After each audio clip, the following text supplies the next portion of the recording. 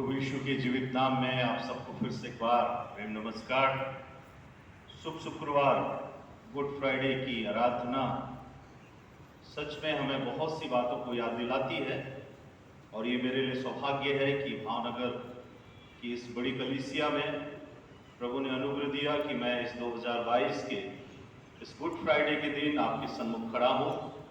मैं प्रभु को धन्यवाद देता हूँ और मैंने अपने जीवन में इस बात को सीखा है कि आज जो कुछ भी मैं हूँ और यदि उसके पवित्र वचन को बांटने के लिए प्रभु ने मुझे जो योग्य ठहराया है, मैं अगर अपने काबिलियत के अनुसार से या अपने गुणों के अनुसार से ये सब चीज सोचता तो कतई नहीं होता। इसलिए मैंने अपने जीवन के लिए बहुत ही विशेष पद को अपना जीवन का मैंने सबसे मूल आदर्श माना है। पहला कुरिन्थी उसके 2 अध्याय उसके 9 पद में लिखा हुआ है, जो बातें आंखों ने नहीं देखी, जो बातें कानों ने नहीं सुनी, जो बातें मनुष्य के चित्त में नहीं चढ़ी, परमेश्वर अपने प्रेम रखने वालों के लिए वो सब तैयार करता है। हालेलुया। मैं प्रभु को धन्यवाद देता हूं, पालक साहब का, पास्टर कमेटी का और आप सबों का, जिन्होंने मुझे इस काम के लिए, पवित्र वचन की सेवा के लिए यहाँ पर मुझे मौका दिया। क्योंकि आज प्रभु भोज की आराधना भी है, प्रभु भोज भी है, इसलिए हम सीधे सीधे वचन पे हम जाएंगे। प्रियो, अगर हम परमेश्वर के प्रेम को मापने की कोशिश करें तो बाइबल हमें बताती है कि उसका प्रेम बहुत ही असीमित है, बहुत ही गहरा प्यार है। कई कवियों ने और कई परमेश्वर के आराधकों ने उसके प्रेम को कई प्रकार से परिभाषित किया। सागर से भी गहरा प्यार, आसमानों से भी ऊंचा, लेकिन उसके प्रेम की था सच में नहीं मिल पाती है। और आज क्रूस की छांव में थोड़ी देर के लिए हम विचार करें, और मैं इस बात पे थोड़ी देर के लिए सोच रहा था कि ये गुड शब्द जो है, गुड फ्राइडे, हिंदी में शुभ शुक्रवार है, गुजराती में भी शायद शुभ शुक्रवार है।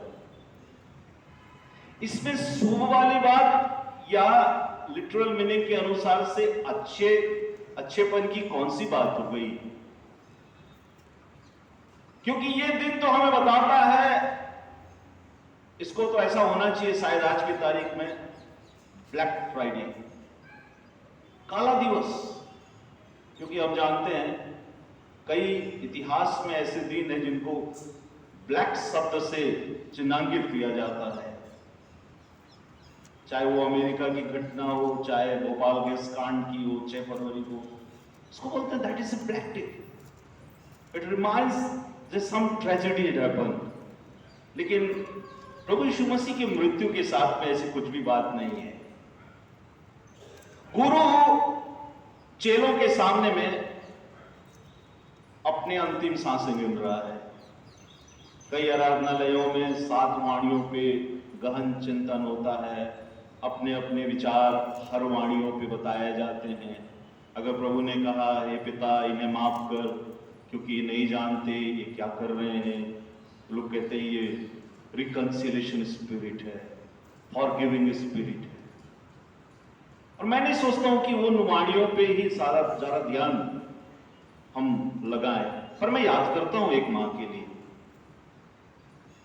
मैं याद करता हूं उस मां के लिए जिसने छोटे बालक यीशु, इन्फेंट जीसस को जिसने परवरिश की। बहुत सी बातें उसके साथ में हुई। मरियम के विषय में मैं बोल रहा हूं। और एक दिन शायद उसके दरवाजे पे खटखटाहट हुई, मरियम मरियम। और मां अपने बेटे के विषय में कुछ जब सुनती है तो उसका सीना चौड़ा हो जाता है। किसी ने कहा, मरियम आज तेरे बेटे ने अंधों की आंख खोल दी। मां का कलेजा कितना ऊंचा हो गया। फिर एक दिन तो और गजब हो गया। नाइन नगर की विधवा का बेटा जिस दिन बिल्कुल फिर से एक बार जी उठा। किसी ने फिर खटखटा, मरियम आज तो और गजब हो गया, एक जन्म एक युवक मर गया था, अपनी मां का एक अकेला बेटा था, आज तेरे बेटे ने उसको जिंदा कर दिया। इस तरह की कई घटनाएं मरियम के जीवन में आई। लेकिन प्रियो, क्रूस की घटना के पहले के वो ट्रायल को अगर आप याद करेंगे तो वो भी था, मरियम आज तेरे बेटे को लोगों ने बहुत जलील किया, बहुत मारा। मरियम थूक रहे थे उसके ऊपर वो। हम वहां से उस जगह को समझ सकते हैं। ये शारीरिक वेदनाएं नहीं थी, मानसिक वेदनाएं थी। लेकिन मेरे और आपके लिए शुभ इसलिए हुआ क्योंकि मेरे और आपके लिए ये रास्ता पुनरुत्थान तक जाता है। Hallelujah. So there is no salvation without the cross. There is no resurrection without the grave. और इसलिए प्रियो, विक्टोरियस लाइफ में आज का पड़ाव में हम हैं क्रूस में। सताव है, नो प्रॉब्लम।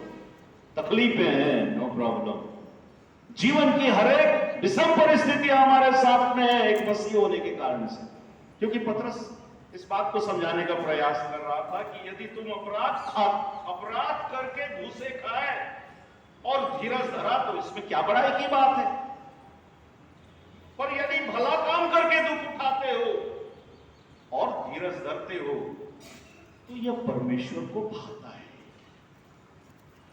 मैंने उस दिन मसीहों के विषय में बताया था कि 4 प्रकार के मसीह हैं। मैं उसको दोहराना नहीं चाह रहा हूं, लेकिन मैंने लास्ट में बताया था क्रॉस सेंटर्ड क्रिश्चियंस, जिनके जीवन के लिए क्रूस एक उत्साह का कारण है, जिनके जीवन के लिए क्रूस एक नई आशा को दिखाता है, जिनके जीवन के लिए क्रूस एक नए शुरुआत को बताता है। और इसलिए यदि कोई क्रूस के छांव में आ जाए तो व्यक्ति बदल जाता है, पूरी रीति से बदल जाता है, क्योंकि उसको मालूम होता है कि ये यूहन्ना 3:16 जिसको हम बचपन से बाहर याद करते हैं संडे स्कूल से, क्योंकि परमेश्वर ने हम बहुत थोड़ा सा शायद उसको हम समझ ना पाए, जगत से, आपको गुजराती में क्या लिखा है, जगत,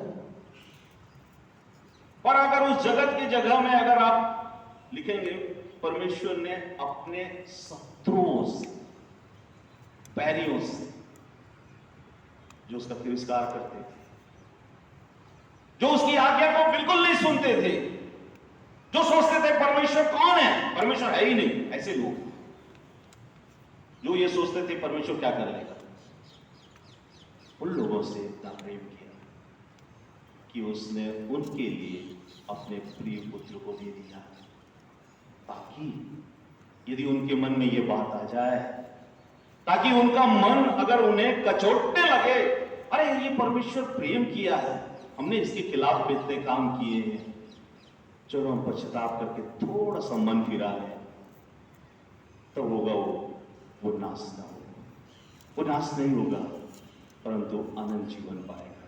हालेलुया। आशीष, अगुवाई, अनुग्रह, ये तीनों परमेश्वर के खूबसूरत तोहफे हैं मनुष्यों के लिए, और उसमें सबसे बड़ा तोहफा है जीवन, अनंत जीवन, बहुतायत का जीवन। लेकिन दुर्भाग्य ये है कि प्रियो, सब कुछ हमारे सामने में होता है, कई बार ऐसी होती है कि हम सोचते हैं हम सब कुछ हैं, लेकिन दूसरा जो कल विश्वास करता है हमसे ज्यादा आत्मिक रीति से मजबूत हो जाता है, क्योंकि वो क्रूस की वेदना को अपने जीवन में प्रतिदिन अनुभव करता है। मैं इसलिए बताना चाहता हूं आज के दिन में, रोमियो की पत्री इस बात को बताती है प्रियो कि जब लोगों ने अपने मन के अनुसार चलना चाहा, अगर आप पहले ही अध्याय में अगर आप पढ़ेंगे तो 3 बार वहां पर एक शब्द आया है मनुष्य जाति के पाप के लिए, और उसमें लिखा हुआ है इस कारण परमेश्वर ने उनके मन की अभिलाषाओं के अनुसार अशुद्धता के लिए छोड़ दी। 3 बार लिखा ये कि परमेश्वर ने उन्हें छोड़ दिया, परमेश्वर ने उन्हें छोड़ दिया, परमेश्वर ने उन्हें छोड़ दिया। ये इतिहास है, ये कहानी है बाइबल की, ये उद्धार के संदेश का ये एक बहुत ही एक ऐसा भाग है जिसको मुझको और आपको सोचना है कि क्यों ऐसा परमेश्वर किया। और उसका कारण अगर आप और आगे देखेंगे 28 पद में तो लिखा हुआ है, जब उन्होंने परमेश्वर को पहचानना न चाहा तो परमेश्वर ने भी उन्हें उनके निकम्मे मन पर छोड़ दिया कि वे अनुचित काम करें। और फिर लिस्ट लिखा हुआ है, इसलिए वे सब प्रकार के अधर्म और दुष्टता और लोभ और बैरभाव से भर गए। अगर आपने ज्योति का त्याग किया, ज्योति की अवहेलना की, प्रकाश की अवहेलना की, रोशनी की अवहेलना की, तो फिर ये आपका नियति है, आपकी किस्मत है कि आप अंधेरे में ही अपने दिन को काटेंगे। इसलिए यूहन्ना लिखता है, वो अपनों के बीच में आया पर अपनों ने उसे ग्रहण नहीं किया, पर जितनों ने उसे ग्रहण किया उसने उन्हें परमेश्वर की संतान होने का अधिकार दिया। हालेलुया। ये परमेश्वर की दया है, ये परमेश्वर का अनुग्रह है। और आगे अगर आप देखेंगे तो लिखा है, और डाह, हत्या, झगड़े, छल, ईर्ष्या से भरपूर हो गए, चुगलखोर, बदनाम करने वाले, परमेश्वर से घृणा करने वाले, दूसरों का अनादर करने वाले, अभिमानी, बीमार, बुरी बुरी बातों के बनाने वाले, माता पिता की आज्ञा न मानने वाले, निर्बुद्धि, विश्वासघाती, माया रहित और निर्दय हो गए। वे तो परमेश्वर की यह विधि जानते हैं कि ऐसे ऐसे काम करने वाले मृत्यु के दंड के योग्य हैं, तो भी न केवल आप ही ऐसे काम करते हैं वरन करने वालों से प्रसन्न भी होते हैं। यह इंसान की तस्वीर है। अगर ये सारी चीजें मनुष्य करता रहे तो फिर परमेश्वर की आशीषें कैसे मिलेगी उसको? बाइबल बताती है परमेश्वर आशीष और अनुग्रह का दाता है। भजन संहिता 115 में अगर आप पढ़ेंगे उसके 12 पद से, तो उसमें लिखा है, क्या छोटे क्या बड़े जितने यहोवा के डरवैये हैं वो उन्हें आशीष देगा। और मैंने उस दिन बताया था आशीष का मतलब क्या होता है। आशीष का मतलब होता है परमेश्वर की उपस्थिति के साथ का जीवन। आशीष का मतलब होता है परमेश्वर की सुरक्षा के साथ का जीवन। आशीष का मतलब होता है परमेश्वर के जो चीज वो हमें प्रदान करता है, प्रोविजन, उसके साथ का जीवन। और आशीष का मतलब होता है परमेश्वर की आत्मा के सामर्थ्य के साथ का जीवन। क्योंकि हमारा परमेश्वर अगर धन देता है तो उसमें दुख नहीं मिलाता। और इसलिए क्रूस जो है हम लोगों का एक बहुत बड़ा सिंबल है। इसलिए हम घमंड करते हैं। और प्रभु यीशु मसीह के विषय में ये बातें लिखी हुई हैं 21 पद में। अगर हम लोग जिस पद को पढ़ा गया, जिस खंड को बालक साहब ने पढ़ा है, उसमें लिखा हुआ है, और तुम इसी के लिए बुलाए भी गए हो क्योंकि मसीह भी तुम्हारे लिए दुख उठाकर तुम्हें एक आदर्श दे गया है कि तुम भी उसके पद चिन्हों पर चलो। ये हमारे जीवन का परमेश्वर का एक अनुग्रह है कि हम हर एक बातों को उन रीति से समझ सकते हैं जैसे प्रभु यीशु मसीह ने एक मनुष्य के रूप में, वो परमेश्वर का बेटा था।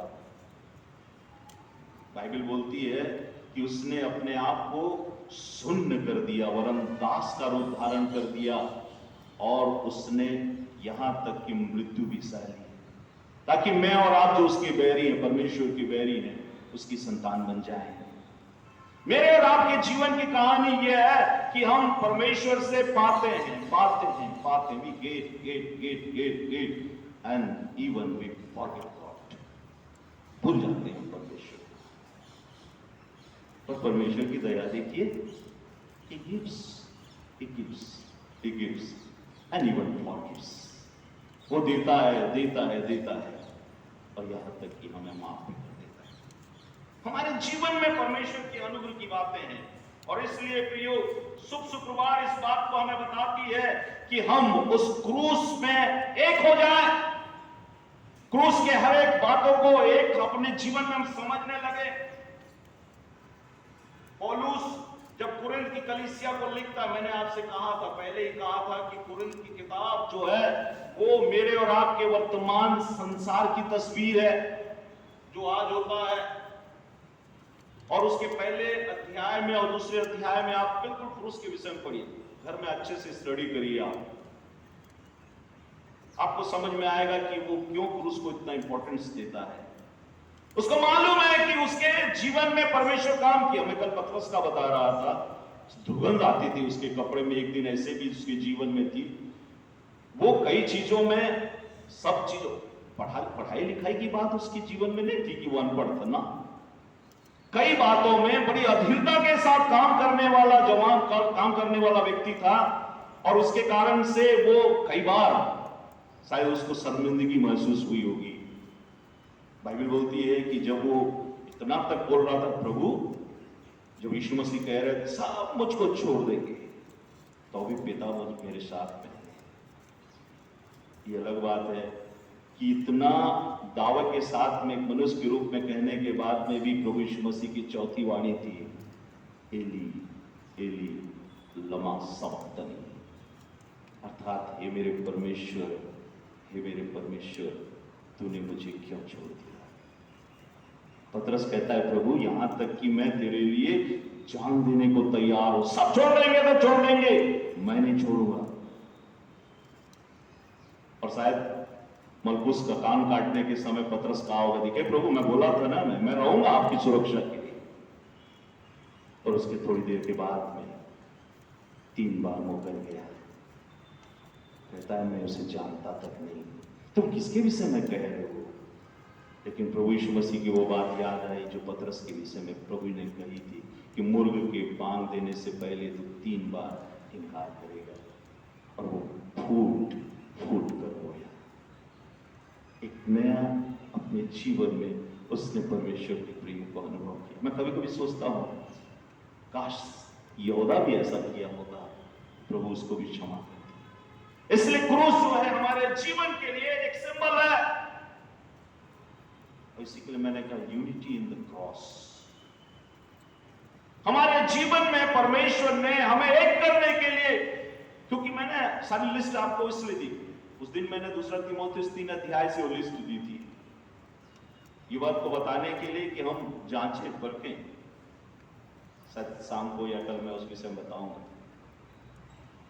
परमेश्वर हमें पर्याप्त मौका देता है कि हम अपने आप को जांचें, हम अपने आप को परखें कि हम कितना विश्वास में है, हमारा आत्मिक पैमाना कितना है। ये प्रभु प्रतिदिन मौका देता है। दूसरा, हमको इस बात को समझना है कि क्रूस जो है वो हमारे जीवन के लिए परमेश्वर के ओर से एक ऐसा उपहार है जहां हम परमेश्वर के विषय में घमंड कर सकते हैं। और इसलिए पौलुस कहता है कि क्रूस की कथा नाश होने वालों के निकट मूर्खता है, परंतु हम उद्धार पाने वालों के लिए परमेश्वर की सामर्थ है। और इसलिए कहता है कि कोई प्राणी परमेश्वर के सामने घमंड न करने पाए।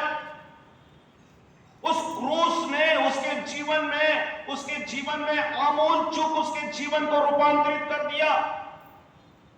और उसका परिवर्तन, उसका जो ट्रांसफॉर्मेशन है, हम उस बात को देखते हैं कि यहां तक कि उस दिन, उस समय, उस काल में जब वो तलघर में था, इतिहासकार बोलते हैं जो कटाकोम था, वो पौलुस जहां पर बंदी था वो शहर का सबसे नीचे का हिस्सा था। पूरा जो सीवेज सिस्टम है, गंदी नाली का पानी का जो सिस्टम है, उसके आसपास से होकर गुजरता था। सारे पानी उसमें सिपेज आते थे, इसलिए वो कंबल की बात याद दिलाता है। बाइबल को पढ़ेंगे आपको बिल्कुल सारी चीजें बहुत स्पष्ट लिखी हुई है। पर हमारा समस्या ये है कि कभी कभी बाइबल हमारे लिए सिर्फ थोड़ा सा पढ़ के छोड़ने की बात होती है, तो कहां से हम परमेश्वर की बातों को समझेंगे।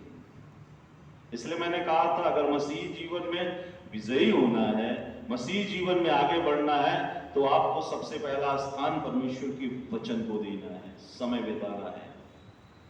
क्योंकि इब्रानी की पत्री उसके 1 अध्याय में लिखा हुआ है, पूर्व युग में परमेश्वर ने थोड़ा थोड़ा करके बाप दादों से बात की। इस अंतिम युग में वो अपने पुत्र के द्वारा, अर्थात इस वचन के द्वारा हमसे बातचीत करता है। इसलिए वचन आपके जीवन के लिए प्राइमरी आपके जीवन के लिए वचन है। उसके बाद जब आप वचन पढ़ते हैं तो प्रार्थना है। मैं बार बार इस बात को दोहराता हूं, मुझे इसमें कोई तकलीफ नहीं होती है, क्योंकि मैं अपने आप को रिमाइंड कराता हूं। आप जितना परमेश्वर के साथ समय व्यतीत करेंगे, आपके जीवन में परमेश्वर की इच्छा, परमेश्वर के सामर्थ उतने ही और अच्छी रीति से प्रकट होगी। और जब आप वचन पढ़ेंगे, प्रार्थना करेंगे, निश्चित तौर पे परमेश्वर आपके जीवन में अद्भुत कामों को करेगा और आप न चाहते हुए भी परमेश्वर की आत्मा के सामर्थ के द्वारा गवाही देंगे। वचन, प्रार्थना, गवाही, और ये तीनों चीज बिना समर्पण के आपको नहीं मिलने वाली है। और समर्पण के विषय मैंने बताया, तन, मन, धन। धन को मैंने आखिरी में रखा, क्योंकि अगर आपका मन और आपकी तमाम बातें परमेश्वर की ओर से आशीषित है तो आप धन को समझेंगे नहीं। मैंने जक्कई का उदाहरण दिया उस दिन, उसको समझ में आ गया कि ये धन जो है ये मेरे आत्मिक जीवन के रुकावट। इसलिए यीशु ने कहा था कि धनवानों का स्वर्ग के राज्य में प्रवेश करना कठिन है, बजाय ऊंट का सुई के छेद से निकल जाना सहज है। कई बातें परमेश्वर हमारे जीवन में इस रीति से रखता है कि हम समझें कि परमेश्वर हमें क्या करने जा रहा है। क्रूस जो है पीड़ा, कष्ट और शारीरिक तिरस्कार, श्राप और निरादर का प्रतीक है। लेकिन अगर आप कुलुस्सियों की पत्री में पढ़ेंगे, उसके 2 अध्याय में अगर आप पढ़ेंगे तो आपको समझ में आएगा कि परमेश्वर ने शैतान के राज्य को किस रीति से तहस नहस कर दिया। कुलुस्सी उसके 2 अध्याय में अगर आप इस बात को देखेंगे तो पौलुस इस बात को समझाता है। उसने लिखा हुआ है, उसके 13 पद से अगर मैं पढ़ूं तो उसमें लिखा है, उसने तुम्हें भी जो अपने अपराधों और अपने शरीर की खपता रही दशा में मुर्दा थे। ये मेरी और आपकी तस्वीर है कि मुझको और आपको उस क्रूस के उस महत्व को समझना है, क्योंकि अल्टीमेटली जैसा कि मैंने कहा, खजूर का इतवार का वो दृश्य जो एक राजा के रूप में यीशु मसीह यरूशलेम में प्रवेश कर रहा है, उसके साथ तमाम लोग हैं, वो लोग जिन्होंने जीवन में कभी यरूशलेम की बात सोची ही नहीं। महसूल लेने वाले, वेश्याएं, घृणित काम करने वाले, और उनके जीवन में परमेश्वर की दया हो गई। और यहां तक कि उसको फरीसियों और सदुकियों से भी पहला भाग प्रभु यीशु मसीह ने उनको दिया, तुमसे पहले ये प्रवेश करेंगे स्वर्ग के राज्य में। आज भी ऐसी होता है। और लिखा हुआ है, और विधियों का वो लेख जो हमारे नाम पर और हमारे विरोध में था, मिटा डाला और उसे क्रूस पर कीलों से जड़कर सामने से हटा दिया है। और उसने प्रधानताओं, ध्यान दीजिएगा उसमें जो शब्द इस्तेमाल हुए, प्रधानताओं और अधिकारों को ऊपर से उतार कर उनका खुल्ला तमाशा बनाया और क्रूस के द्वारा उस पर जय जयकार की ध्वनि कराई। हालेलुया। एक परमेश्वर के दास ने कहा कि वो समय शैतान के लिए बहुत क्रूशियल था और इसलिए वो सोच रहा था कि आज सब कुछ खत्म होने वाला है। यीशु मसीह जिस संदेश को स्वर्ग के राज्य के विषय में दिया है, आज उसका पटाक्षेप होने वाला है। अब कोई यहां होगा नहीं, क्योंकि यीशु मसीह खत्म होने जा रहा है। बहुत अपने आप को वो परमेश्वर का बेटा कहता था। मैंने उसको ऑफर भी किया कि तू प्रूफ तो कर, तू परमेश्वर का बेटा है, पर उसने वचन के द्वारा से मुझको ही हरा दिया। पतरस को भी मैंने एक बार उकसाया था, थोड़ा सा उसको रोक दे क्रूस की तरफ से जाने के लिए, लेकिन उसको भी झिड़क दिया। यीशु ने कहा, हे शैतान, मुझसे दूर हो, क्योंकि तू परमेश्वर की बातों पे नहीं, मनुष्य की बात पर मन लगाता है। और इसलिए ऐसा कहा कि उसने अपने सारे जितने उसके पूरे सेना थी सबको ड्यूटी पे लगाया था गलगत्ता पहाड़ के आसपास और सब लोगों के ऊपर। और इसलिए वो भीड़ एक स्वर से नाद कर रही थी, जो कह रही थी होशन्ना होशन्ना। कुछ दिन पहले वो कह रहे रहे थे कि उसे क्रूस पर चढ़ाओ, उसे क्रूस पर चढ़ाओ। पिलातुस बार बार पूछ रहा था क्या करूं इसके साथ। चलो एक ऑप्शन देता हूं मैं, पर्व के समय एक जन को छोड़ने की, क्या छोड़ दूं? लोगों ने कहा नहीं नहीं। जब हाथ धोया उसने कहा मैं इसमें कोई भी दोष नहीं पाता हूं, तो उन्होंने कहा इसका दोष हमें और हमारी आने वाली पीढ़ी पर लगेगा, श्राप। और प्रियो, मैं आपको बताना चाहता हूं, यदि आप परमेश्वर के द्वारा, परमेश्वर की ओर से आशीषित होना चाहते हैं, जयवंत होना चाहते हैं, तो आपको भी उन बातों को सोचना होगा कहीं आपके जीवन में आपके किसी परिवार के पूर्वजों के पाप का श्राप तो नहीं। हम नए लोगों के बीच में काम करते हैं, एकदम फ्रेश, और सब चीज जब हम प्रार्थना करते हैं कई बार ठीक हो जाते हैं, कई बार फिर वही रिपीटिशन होता है, फिर प्रार्थना करवाते हैं फिर ठीक हो जाते हैं। वो भी बड़े खुश रहते हैं, हम भी बड़े खुश रहते हैं, प्रभु का काम हो रहा है। बाद में परमेश्वर इस बात को आगाह करता है कि उनके घर में कुछ न कुछ है, और हम उनको पूछते हैं भाई साहब आपने कुछ किसी को बुला के घर बंधवाया था क्या, ये किया था क्या? पूरी चीजें खुल दी जाती हैं। किसी के घर में 7 जगह में लाल कपड़ा में कुछ बंधा है, वो बंधा है, वो बंधा है। तो अंधकार की शक्तियां अपना काम करने के लिए माध्यम बना के रखी हैं। जब तक आप उनको दूर नहीं करेंगे तो कैसा प्रभु के अनुग्रह को पाएंगे। और फिर उसके बाद प्रार्थना पूर्वक जब हम उन सब चीजों को खत्म करते हैं, उनके घर के सारे श्राप खत्म हो जाते हैं। जाने अनजाने में कई चीजें होती हैं प्रियो, और इसलिए परमेश्वर ने एक अद्भुत प्रबंध किया कि इस क्रूस के इस छांव में, आपको मैं क्रूस की छांव में इसलिए रख रहा हूं प्रियो कि मैं और आप समझें उस क्रूस की वैल्यू को, उसकी महत्व को। हमारे जीवन में भी पीड़ा हो सकता है, तिरस्कार हो सकता है यीशु मसीह के नाम के कारण। और इसलिए पतरस कह रहा था 5 चीजों पर चलो, वो आदर्श दे गया है। उसके लिए कहा गया था कि कैसे परमेश्वर उसके हमारे जीवन में काम करता है। और इसलिए प्रियो परमेश्वर का अनुग्रह देखिए, शैतान के राज्य को उसने तहस नहस कर दिया। पूरी प्रधानताओं का और तमाम जितने भी वहां पर उसके सारे अधिकारी थे, उनका खुल्लम खुल्ला तमाशा बनाया कि मैं और आप एक विजयी जीवन जीने के लिए लायक हो जाए। पर यदि इसके बावजूद भी अगर हम एक पराजय का जीवन जी रहे हैं, तो हमको फिर से क्रूस से अपनी शुरुआत करनी होगी। हमारे जीवन में परमेश्वर इस बात को रखा है, और इसलिए एक चीज को और समझना है कि परमेश्वर कैसे हमारे जीवन में काम करता है। एक प्रभु के दास ने कहा परमेश्वर ने पेड़ दिए ना, परमेश्वर ने पेड़ लगाया। कौन लगाया? परमेश्वर लगाया। मनुष्य ने उसको क्या किया? छील कर क्रूस बना दिया। परमेश्वर ने खनिज में लोहे दिए, मनुष्य ने उसको कील और हथौड़े बना दिए। परमेश्वर ने सारी चीजें प्राकृतिक रीति से दी, मनुष्य ने उसको विध्वंसक रीति से इस्तेमाल करना शुरू किया। और उस समय तो यीशु मसीह को क्रूस पे चढ़ाया गया। आज पूरी मानव जाति को भी उसी त्रासदी का सामना करना हो रहा है।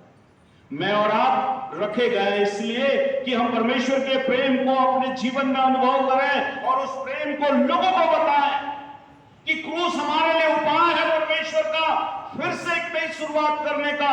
क्रूस हमारे लिए उपाय है परमेश्वर का कि हम अपनी कमजोरियों को कभी भी हमारे ऊपर में हावी न होने दें। क्रूस है उपाय हमारे जीवन का कि हम परमेश्वर की दया में निरंतर लगे रहें। और इसलिए प्रियो मैं आज आपको बताना चाहता हूं, आपके जीवन में परमेश्वर की ये दया और प्रेम निरंतर बनी रहे। नीति वचन की किताब उसके 22 अध्याय और उसके 1 पद को अगर आप पढ़ेंगे तो उसमें एक बहुत सुंदर बात सुलेमान राजा ने लिखा है। और वो उसमें लिखा हुआ है कि बड़े धन से अच्छा नाम अधिक चाहने योग्य है। गुजराती में पढ़ देंगे क्या? अच्छा लगता है थोड़ा सा, आप लोग गुजराती बीच बीच में बोलते हैं तो।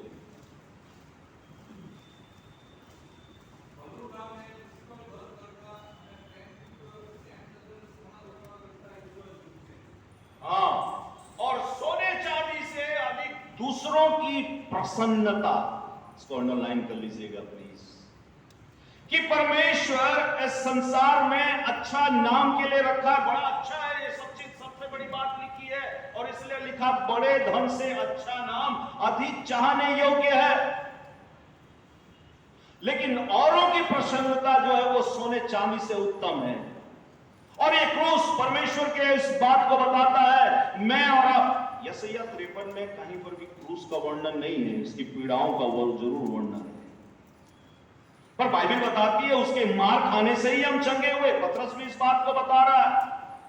हमारे जीवन के लिए परमेश्वर का उत्तम उपाय तो यही है कि हम परमेश्वर के प्रेम को समझें। और एक पद पढ़ देंगे, सबोपदेशक उसका 7 अध्याय और उसका 1 पद, क्या लिखा है? सब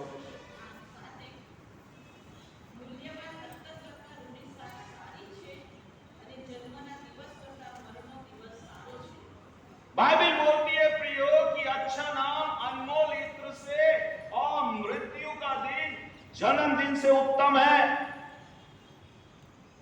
ये हमारे जीवन के लिए परमेश्वर की तमाम उपायों को मैं इसलिए बोल रहा हूं कि क्रूस की मृत्यु जो है, क्रूस की कथा जो है, वो हमारे जीवन के लिए परमेश्वर का एक अनुग्रह है, जिसको मुझको और आपको हमेशा समझना है। उद्धार पाने वालों के लिए ये परमेश्वर की सामर्थ है, इसको हम व्यर्थ न जाने दें। उस दिन की घटना इतिहास बदल के रख दी। उस दिन की घटना ने परमेश्वर के प्रेम की पराकाष्ठा को मनुष्य के जीवन में पूरा कर दिया, बताया। और इसी के लिए यीशु मसीह की 6वीं वाणी थी, पूरा हुआ, जिसके लिए यूनानी शब्द है टेटेलस्टाई, जिसका मतलब होता है अब कुछ भी बाकी न रहा।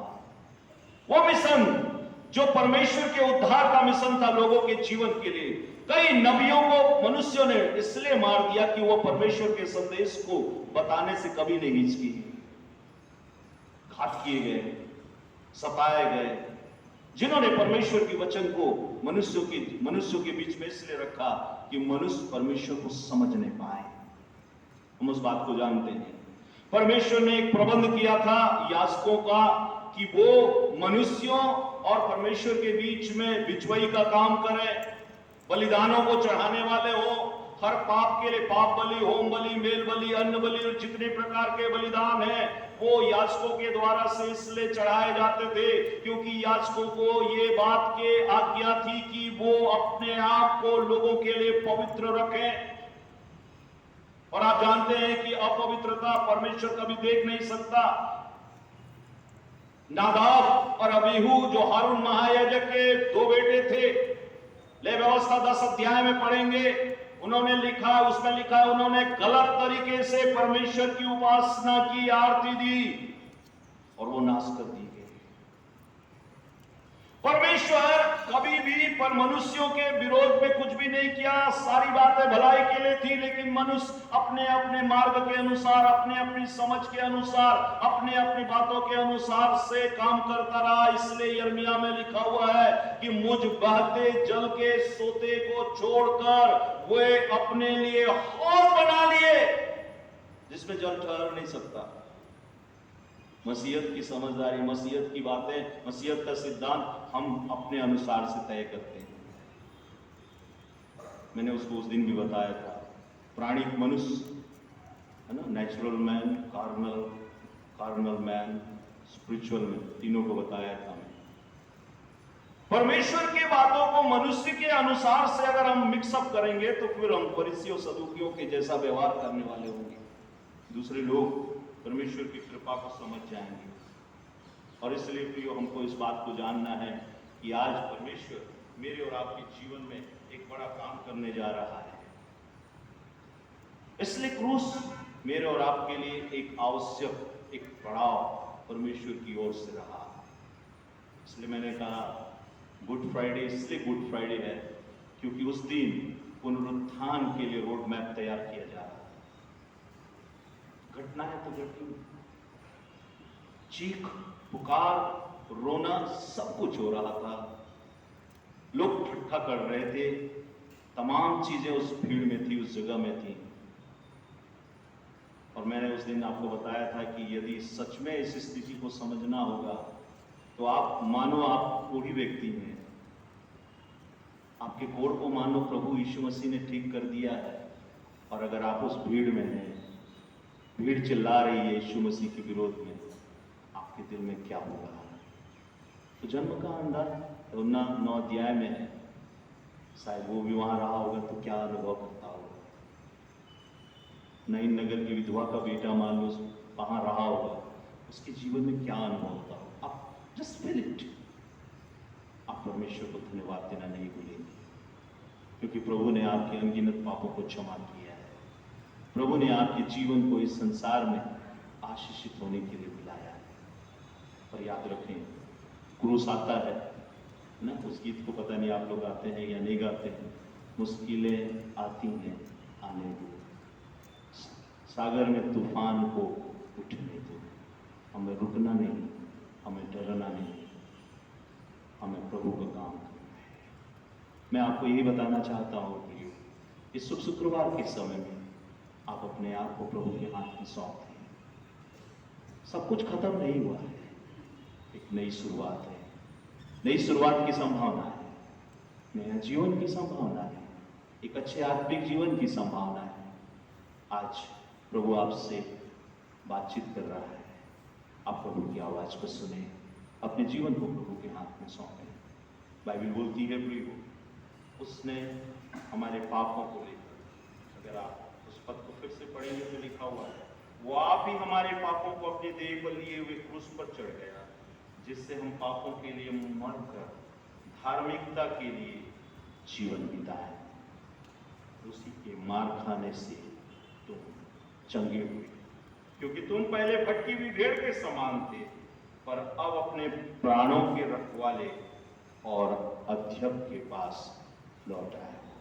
लौटने का समय है, जीने का समय है, परमेश्वर की उपस्थिति को पाने का समय है। चूकिए मत, अवसर को बहुमूल्य समझिए, क्योंकि दिन बुरे हैं। जाति पर जाति, राज्य पर राज्य आक्रमण कर रहे हैं, युद्ध का माहौल है, अकाल भूइडोल हो रहे हैं, आकाश की शक्तियां हिलाई जा रही हैं। अंत की शुरुआत हो चुकी है, जगत का अंत, और प्रभु यीशु मसीह पुनः आने जा रहा है। क्या मैं तैयार है? आप तैयार हैं? अपने आप को हम प्रभु के हाथ में सौंपें। प्रभु आज के शुभ शुक्रवार के वचन के द्वारा से आपको आशीष दे। आमीन।